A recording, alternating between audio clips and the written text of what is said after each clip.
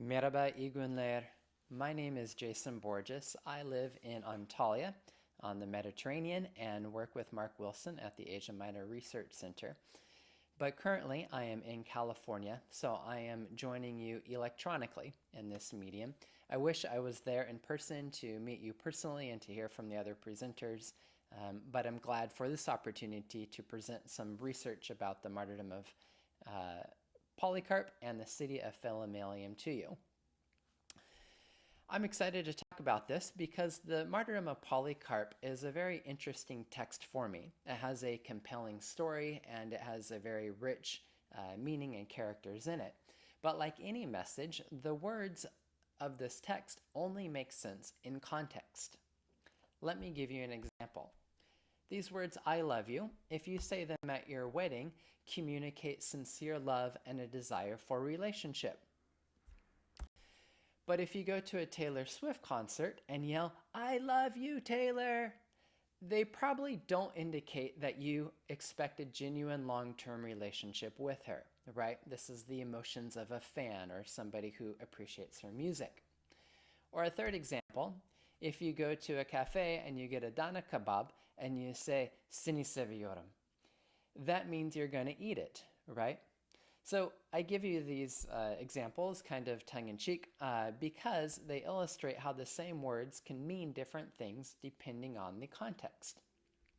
So that explains why I want to focus a little bit on the historical and geographical context of the martyrdom of Polycarp. When, where, and why was this text written? Fortunately for us historians, the text itself provides some answers to these questions about the context of the martyrdom of Polycarp. It was actually written as a letter from the church in Smyrna to the church in Philomelium. And the opening line of that letter reads, the Church of God living in Smyrna. Here the author identifies that he, or most likely he, was writing from the church in Smyrna on behalf of that church. And then continues to the Church of God living in Philomelium. Philomelium was a city, and they are the primary recipient of this letter from Smyrna. But then the author goes on and continues to say that the letter is to all the congregations of the Holy and Universal Church in every place. So here we can see that the author intends for this text about Polycarp to circulate broadly among other churches as well. And then they conclude the introduction. We write to you an account of what happened to the blessed Polycarp. So here the author summarizes the content of the book and then introduces the main narrative of the book. And then for the next 19 chapters, we read about the arrest and martyrdom of Polycarp, the bishop of Smyrna. Then after those 19 chapters, the author turns back to the letter form and addresses the recipients of the letter. And he says to the church in Philomelium, though you ask that the event be explained to you. So apparently, the church in Philomelium had written and requested that the church in Smyrna had explain in some form, probably in written form, about the death of Polycarp. Then he says, we have for the present moment made known only briefly through our brother Marcion. So the author says that he wrote a short summary about Polycarp's death and sent it to Philomelium through a letter carrier named Marcion. Now this person would not only deliver the letter, but would be able to answer any questions as well that the church in Philomelium had. And then the author provides a final instruction. Once you learn these things, send the letter on to Christians further away. So the author intends for the Christians in Philomelium to read this letter and then to share it with other Christian communities. Remember that the beginning of this letter was addressed to the church in Philomelium and to all the churches that were gathered in every place. So it's tended to have a broader scope and to be shared or circulated among churches. We don't know where exactly The letter was intended to be circulated, but after Philomelium would be the regions of Galatia, then Cilicia, and perhaps even as far as Syria. And we'll talk about this later on as we continue. So from these verses, we see that Christians in Philomelium played a very important role in this letter. They requested it, received it, and likely circulated the narrative of Polycarp's martyrdom. So as a historian, that raises two questions. What do we know about the city of Philomelium, and why did Christians in this city play such an important part in the formation of this document, the martyrdom of Polycarp? So my presentation is going to look at these two questions, the city of Philomelium and then its relationship to the letter. So first, let's talk about, I first want to mention that a lot of this research that I'm presenting is from a journal article that I have published with a very similar name, and it's available at my webpage at academia.edu, or if you would like to email me, I'd be glad to share that as well with you. So first, let's talk about the history and geography of Philomelium. Well, the Greek and Roman city that was called Philomelium was located in modern Anatolia and is currently the Turkish city of Akşehir. That's right. Long before Nesrettin Hoca was born in Akşehir, the city had become known, at least to the church in Smyrna, and was the recipient of this letter that we call the martyrdom of Polycarp. Our information about Philomelium comes from inscriptions, coins, and some textual references that have been published, most recently in these books that I have here on the screen. But because the ancient city of Philomelium was built over and has been continually inhabited, and there continues to exist the modern city of Akşehir, there have been no extensive archaeological excavations of the Roman city.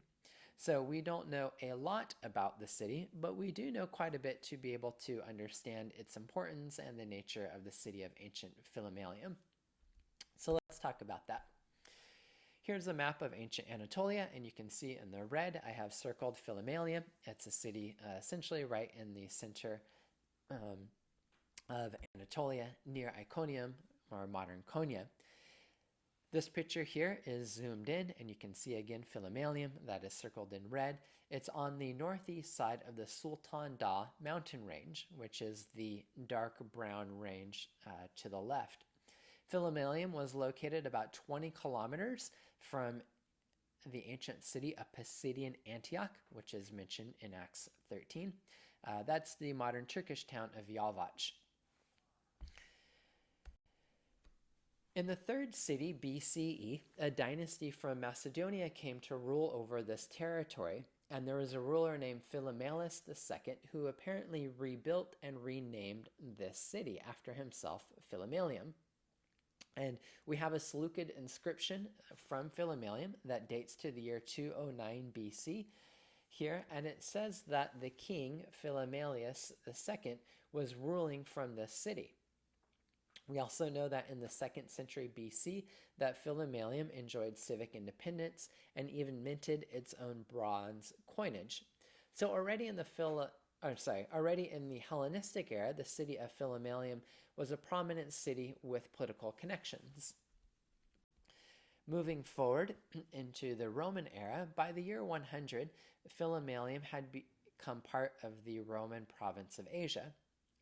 The city, as you can see on the map, is on the far eastern part of Asia, near the border of Galatia. Philomelium became an important judicial center or court center in the region of Lycaonia. In Latin, we call this a conventus city. It's also called an assize city. And what this means is that every year, the Roman governor of Asia would travel to the city of Philomelium to hold court and to solve legal problems in the city. This map here shows that Philomelium was one of the 13 conventus cities of Asia. And it's important to remember that this would have given the city a lot of prestige and importance. and importance.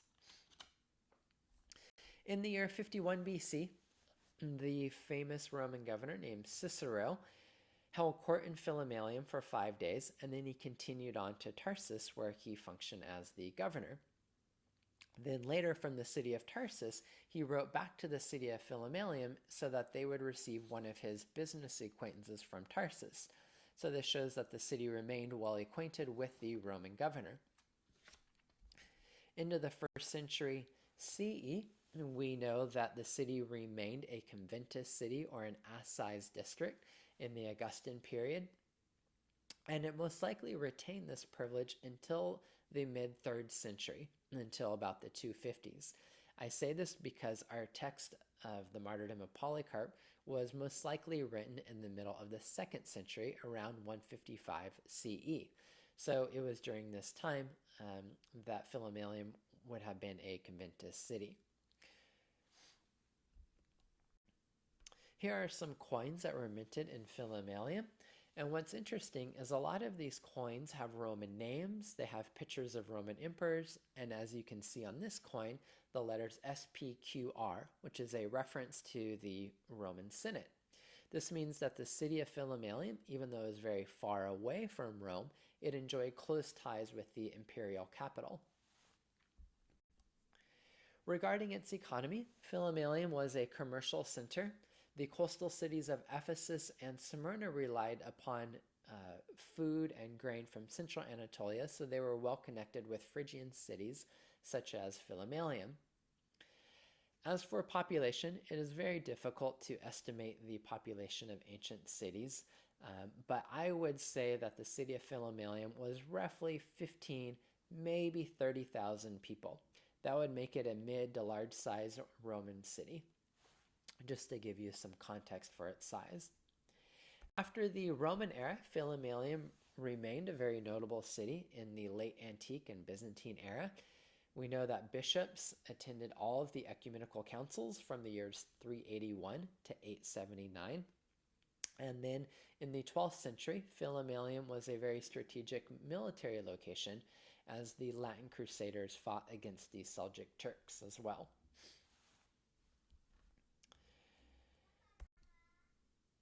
Well, the reason for Philomelium's importance, even though it was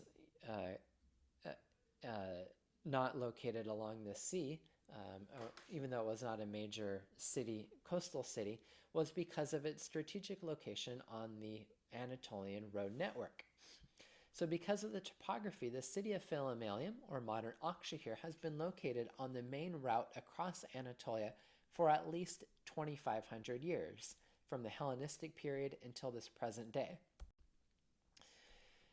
The Seleucid dynasty in the Hellenistic era founded cities on both sides of the Sultan Dağ mountain range. So the mountain range is in brown on this map, and then you can see in order to connect these cities, they established roads going on both sides here, specifically to connect the important cities of Iconium and Apamea, which is modern Konya or Dinar.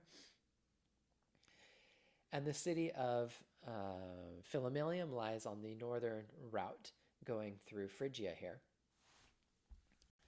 Here's another map of the roads during the Roman era, which is actually quite similar.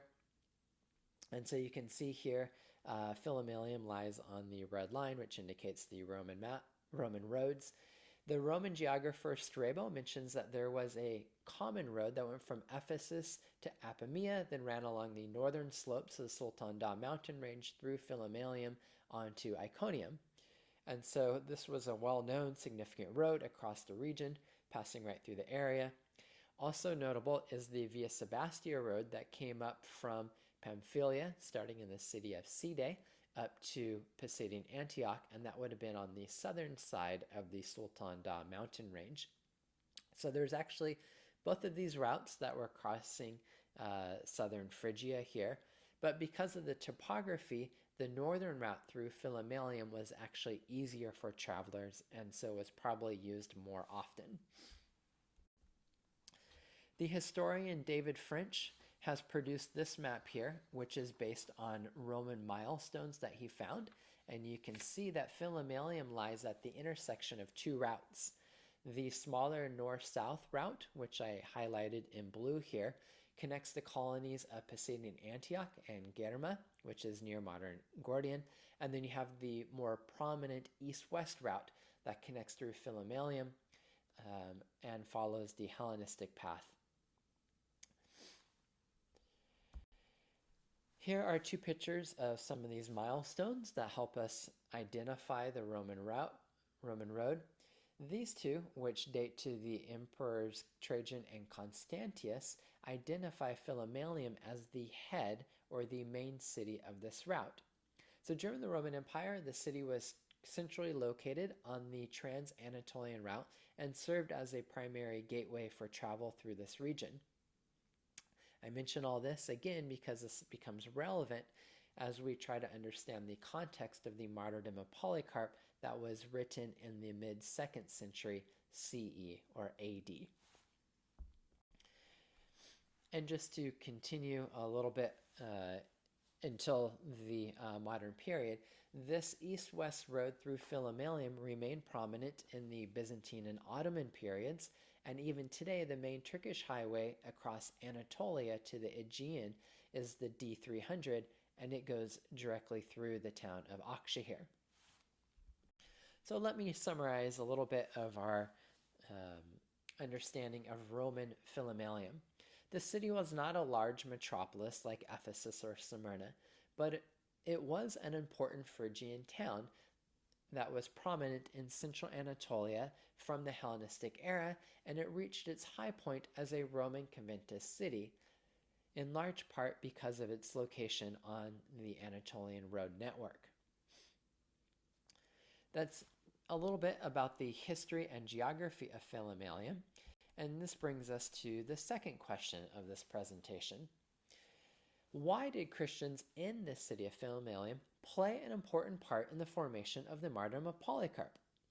In other words, why did Philomelium request, receive, and forward this first Christian martyr narrative? Well, the most common theory that most scholars have tried to put forth is this here. In large part, they have not looked at the background and the history of Philomelium, and so they have concluded that the city was not very important.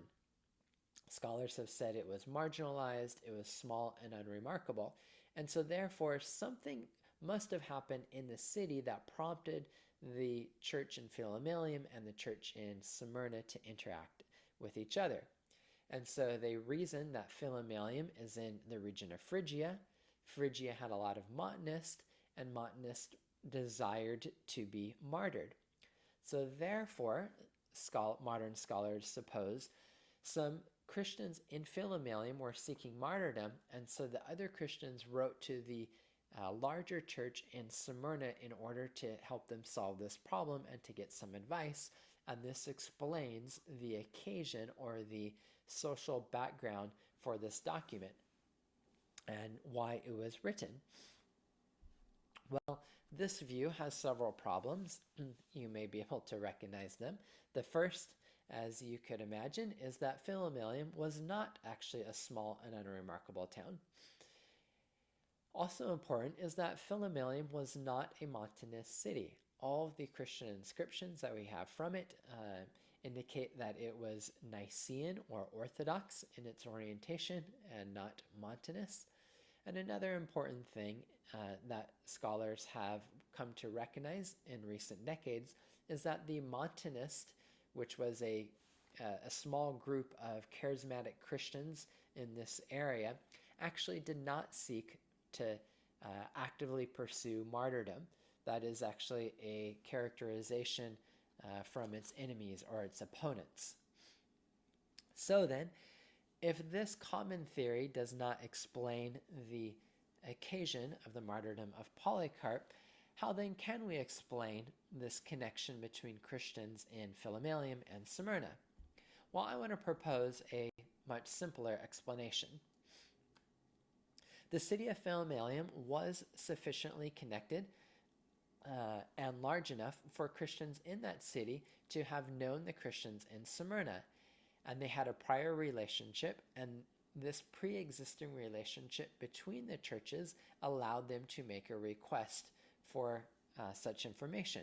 Remember the economic and the political and the social interconnections between Philomelium and the coastal cities such as Smyrna. Three historical factors suggest that Christians in Philomelium had established relations, and I want to talk about this here.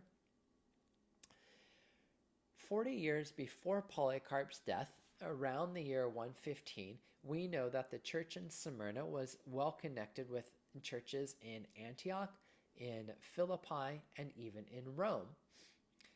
Because at this time, the bishop of Syrian Antioch, Ignatius, came through, and lots of other churches from the region came and visited him while he was in Smyrna, including some people from Antioch.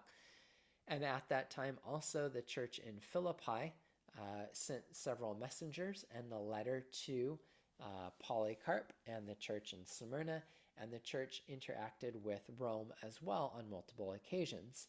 So the Christians in Smyrna definitely had extensive connections with other churches, and most likely would have had connections with the church in Philomelium, another community in the province of Asia. What's interesting to me is that the letter itself, the martyrdom of Polycarp, indicates that there was some pre-existing relationship between the churches. Consider the request that the two churches make of each other. The church in Philomelium asked for the church in Smyrna to write and send a detailed report. Then the church in Smyrna requests that they take this letter and they copy it and they share it with other Christians further away. This means that both sides felt confident enough in their relationship in order to make such a costly request, and that presumed a level of social capital between them, right? You don't walk up to a stranger and say, hey, can you tell me, give me an extensive report as to how your relative died or how this important friend in your life passed away. That would be very presumptuous. But you can possibly ask a close friend, oh, tell me about the passing of your father, right? And then likewise, you don't walk up to a stranger and give them a letter and say, hey, can you take this letter from Smyrna to Aksha here for me? And then can you take it further into other provinces? And so the nature of the request are very demanding and require a lot of effort and a lot of expense and a lot of time. And so this sort of correspondence and interaction to me indicates that they had a prior relationship in place between these churches. And thirdly, I believe that there is a chance that Polycarp himself actually visited the city of Philomelium. This is hypothetical, and we do not have historical evidence for it, but I do think it's plausible. And here's the reason.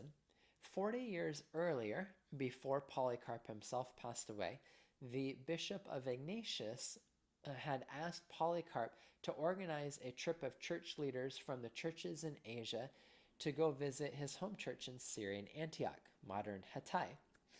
And Polycarp appears to have written letters in order to get the leaders to come together for this trip, and he even said that he himself planned to go on this trip and to personally lead it and participate in it. Well, if Polycarp did travel to Syrian Antioch, as he said he wanted, he would have gone through the city of Philomelium because that was the main route across Anatolia. It was the most direct way, and when he did that, he would have stayed with Christians along the way. Now, this point again is conjectural. We do not have concrete proof that Polycarp actually took this journey, but we do know that Polycarp communicated with Christians throughout Asia and Greece and Rome, and that he was very well known all throughout this era. So even if Polycarp never actually did go to Philomelium and meet them in person, it's quite likely that he communicated with them with letters, or at the very least that the church in Philomelium knew about this popular bishop and looked to him and respected him as their teacher. So to summarize, Christians in Philomelium asked for a report of Polycarp's martyrdom because they had connections with the church in Smyrna. So let me go ahead and summarize the nature of the events. First of all, there's a pre-existing relationship between the churches in these two cities, and because of that, the church in Philomelium gets news about Polycarp's death. They hear a report of his martyrdom, and because of that, as friends, they send a letter of condolences to their friends in Smyrna. This was very common in the Roman Empire for friends of the bereaved to send letters and to provide support and to affirm the relationship. And so when they hear news, they communicate to the church in Smyrna their condolences, and in that they make a request that they would like to have more information about Polycarp's martyrdom. And in response, the church in Smyrna writes and sends a letter to Polycarp. And in that letter, they communicate their expectations that this letter would spread further on to other churches, perhaps into Cappadocia and into the regions of Cilicia. This is a really remarkable set of interactions, and I think it provides an intriguing window into early Christianity. So, as a conclusion, I just want to identify 3 important features of the Christian church in the 2nd century. These, I believe, are broader points that we can learn from Philomelium's role in the martyrdom of Polycarp. First, I want to talk about the importance of martyrdom for early Christians. Christians were condemned by Roman officials because they refused to worship or to venerate the Roman emperor. And what's interesting is that when Christians were condemned to death, other Christians did not deny them or did not go away from them, but they came to them in order to support them and to help them. And this was even a great risk to themselves. Christians would visit the martyrs and they would feed them before their death, and then after their death, they would bury their bones and, they would collect their bones and they would bury them to give them an honorable burial.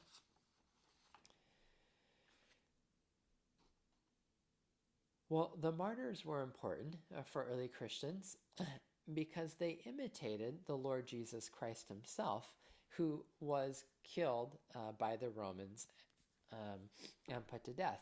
And so for early Christians, they felt that martyrs were actually the truest imitators or the followers of Jesus himself.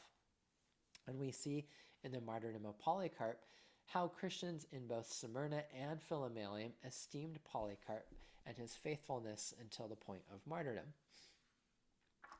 The second notable feature about early Christianity is the importance of communication. Christians were amazingly well connected with each other.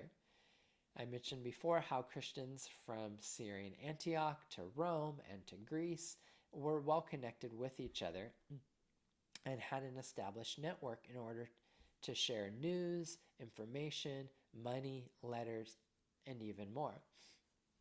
Remember that this all happened by foot. There was no email, there was no petete to carry the letters for them, no FedEx. So could you imagine walking from Izmir to Akşehir? That is 430 kilometers and would take you about 15 days to walk there. So when Christians took this letter, they would have stayed with other Christians en route and would have benefited from their hospitality. And so this sort of travel and communication between the cities really helped unite the Christians and formed a common identity between them. Yes, there were differences between the churches and these communities, but by and large, they had a common identity as Christians that allowed them to travel and to communicate with one another. So this network for travel and communication helped the Christians in different cities and really lays behind this interaction that we see between the churches of Philomelium and Smyrna. And finally, I want to talk about the importance of letters or text and writings for early Christians. The communication network between the churches helped them to share documents. Early Christians spent a lot of effort and money in order to write documents, to preserve them, to copy them, and to share these physical texts. A generation before his martyrdom, the church in Smyrna, we know, preserved, copied, and shared the letters of Ignatius, and surely they would have had the letters of Paul, copies of the letters of Paul, and probably the Gospels and other early Christian documents. And what's notable to me is how the church in Philomelium could make a request for the written document as if the church in Smyrna was capable of writing and delivering the document. They could produce it and it wouldn't be a burden to them. In fact, there's evidence that the church in Smyrna actually wrote a second copy of the martyrdom of Polycarp and sent it to Lyon, France, in Europe. This means that they sent one copy east to Philomelium and another copy west into Europe in order for it to circulate very broadly. And so the reading and the sharing of text also helped early Christians in these distant places create a common identity because they were reading and sharing a common set of text. So with that, I want to conclude this presentation about the city of Philomelium and the occasion of the martyrdom of Polycarp. Thank you again for being a part of the conference and listening to this presentation. Again, I wish I could be there in person and would be glad to answer any questions that you might have. And I have my email there on the screen. Thank you so much. Bye.